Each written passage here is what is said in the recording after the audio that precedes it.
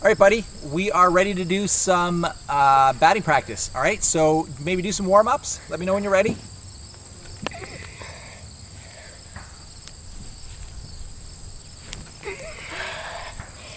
Okay, I'm ready. Okay, all right, ready? Let's see what we can do here. Oh, I really want to hit that. I really want to hit that. Oh, I really want to hit that. Oh, can I hit that? What are you saying? No, you can't hit that. That's the camera, buddy.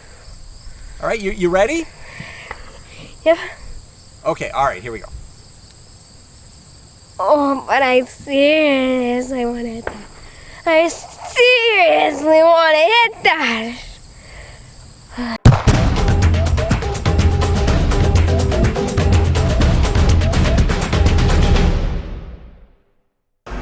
Hey team, Pete here from sportconsumer.com, and you may have a little slugger on your hands, but you might not know what bat to buy. What's the best bat for them?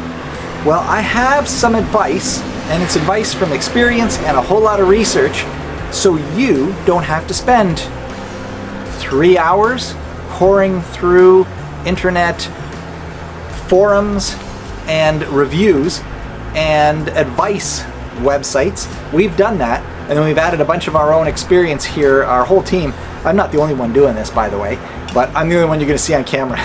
So, got a good research team. All right, guys, we're going to talk about youth baseball bats, what to look for, and keep in mind, as in most of my videos, I'm not recommending a particular bat at this very moment. If you see a name on it, well, that's great, but it's not what I'm necessarily recommending, only because they change. Our recommendations change every year.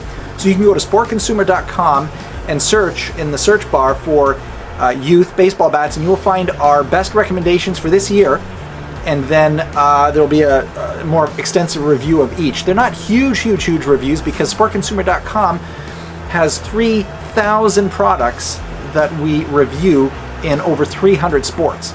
So we give you a quick, concise, readable, actionable bit of advice for you to just go out and use within about a minute or two of reading it. So you don't have to read a 3,000 word post, just a quick review, our best recommendations for the particular season for a particular product, all right?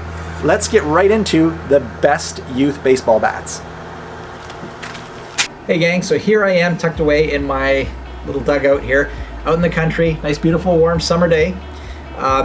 One of the things we want to talk about right away when we're looking at what to look for in a youth baseball bat is, what exactly do we mean by baseball? Like what sport are you talking about? Are we talking about t-ball? Are we talking about little league? So they come with different specifications. For example, t-ball, the bat is 27 inches long maximum. For little league, really it can just be anything over 27 if you want, right? So there's just fewer restrictions on the length. We can really get into details about the length chart for different ages. And you know what? Let's just do that really quickly here. All right, so you'll see some nice writing come up really soon.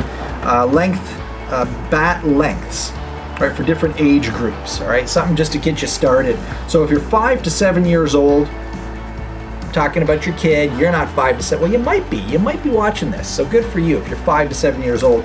24 to 26 inch bat. That's what you want to use. 8 to 9 years old, 26 to 28 inch bats. If you're 10 years old, you want to use a 28 to 29 inch bat, right? That's actually kind of like this one.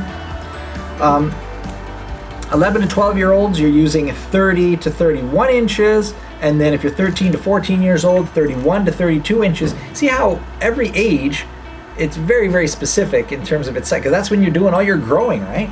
So 15 to 16 years old, you're still not done growing. You're looking at 32 to 33 inches. And then I guess the powers that be have topped it out at 17 years old. You're using 34 inches long or longer. All right, so that's just kind of a basic guideline to help you when you're getting started. All right, so the next factor that we're talking about with bats is the material. What are you going to buy? You're going to buy wood, you're going to buy steel, composite, what are we talking about? So wood is the least common. I mean, it used to be the most common a long time ago, but now it's becoming the least common, maybe in part because of environmental reasons, I don't know for sure. but there are a few issues with wood that kind of make it not the number one choice anymore. One of the things is that it absorbs the impact of the ball instead of transferring the impact into the forward motion of the ball when you're swinging at it. And that's what you want. You want it to go to maximum distance. Instead, it will, to a great extent, absorb the impact. Now, of course, it's hardwood that we're talking about, so it's less absorbative, or whatever you want to call it, than softwood. Softwood, they don't even make them. There's no such thing. You just dent it to pieces. So it absorbs, and it's also fairly heavy. If you're looking for wood, there are 3 types of woods that you're really going to want to stick with. And they're probably the only kind that you'll find. I'm guessing. I don't know what's totally out there everywhere, but probably you're just looking at maple, yellow birch, and northern white ash. I think those are the ones that are really sanctioned and approved by a number of different regulatory bodies. I personally wouldn't recommend it for a youth baseball bat. I would stick with the following few examples. So the next one is alloy. So alloy is the most common. It's basically a metal. It's very, very difficult to break it, and so it's kind of one of the go-to materials, and it's the least expensive. So hey, and by the way, it doesn't absorb impact quite as much as wood, so it'll probably encourage your young one every time they get a hit. The ball goes a little farther with a little more aggression than a wood bat.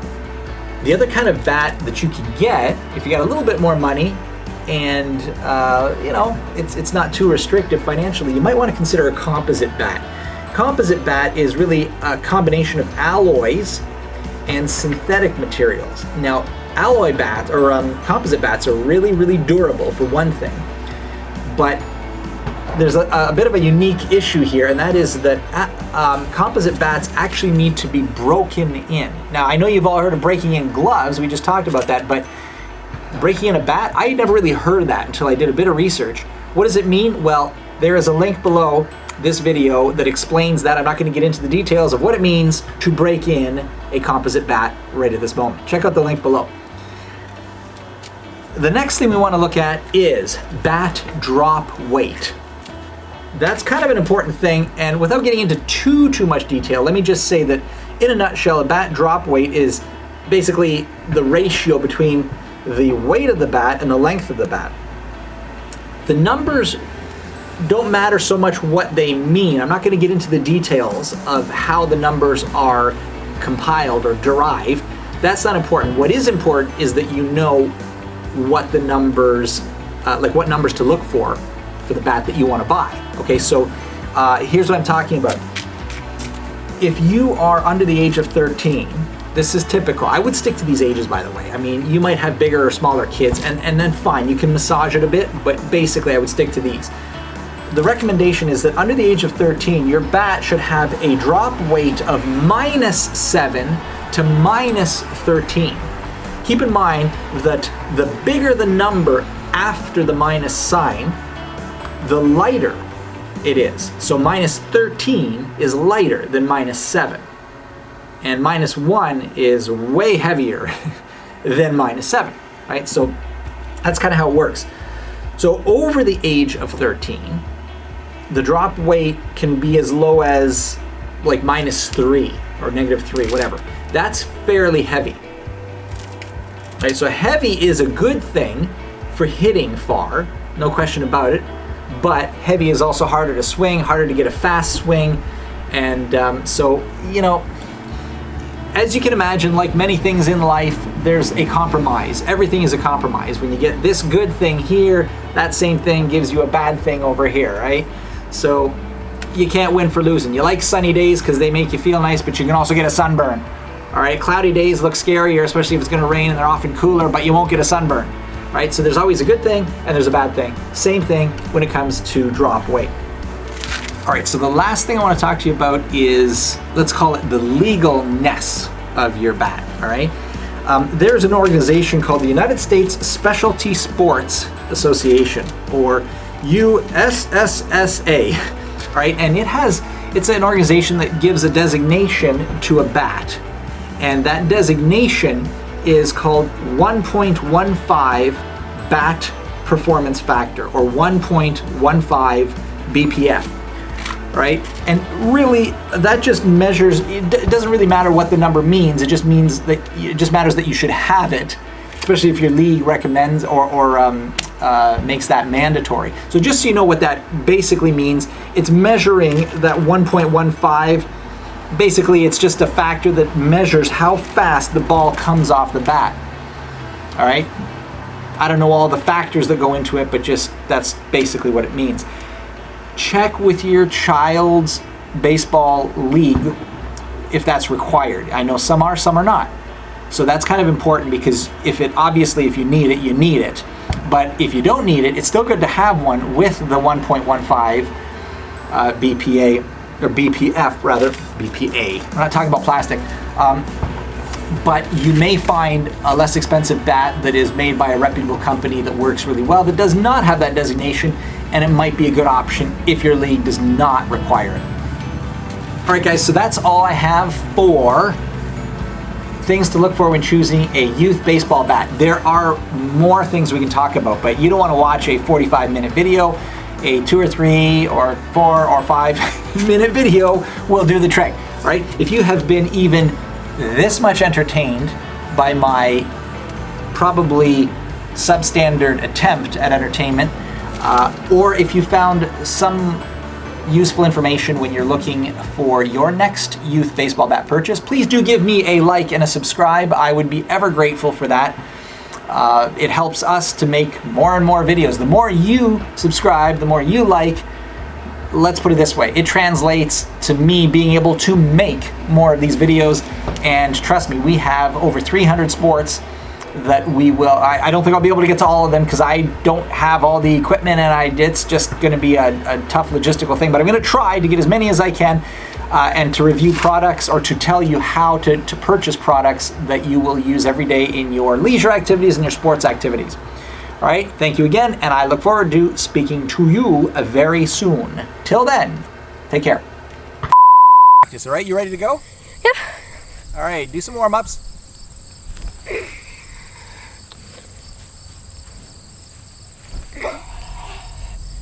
All right, you ready? Ooh. Oh. You can't actually hit it, okay?